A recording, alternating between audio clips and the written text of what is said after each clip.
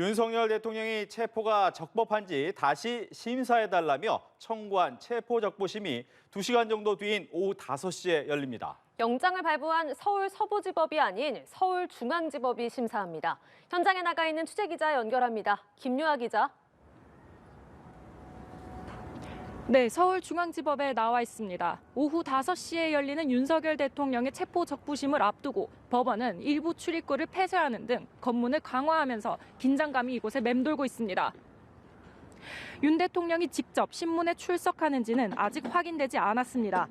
관련 규정에 명시된 부분이 없는 만큼 윤 대통령이 불출석할 경우 방어권 포기로 판단할지 권석 재판으로 그대로 진행할지 등은 재판부 재량에 맡겨질 것으로 보입니다.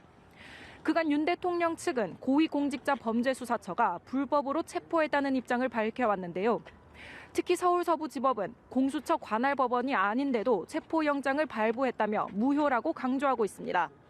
그래서 체포적부심도 서울중앙지법에 청구했고 법원이 심리를 결정한 건데요.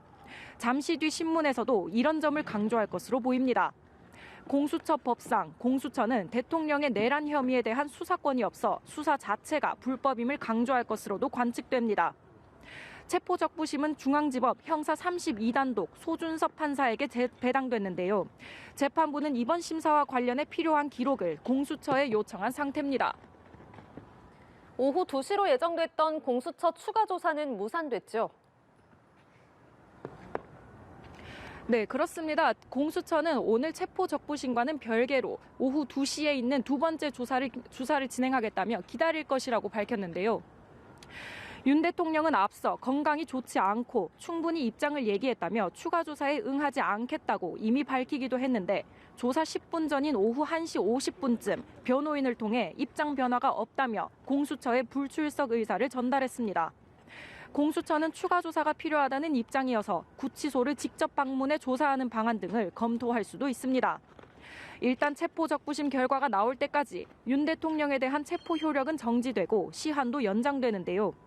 체포 시한 48시간에 도달하는 17일 오전 전에 구속영장을 청구하려던 공수처 계획도 밀리게 됐습니다. 재판부는 수사 관계 서류와 증거물을 조사한 뒤 체포가 적합했는지 등을 이르면 오늘 밤쯤 결론을 내릴 것으로 보입니다. 지금까지 서울중앙지법에서 연합뉴스TV 김유아입니다.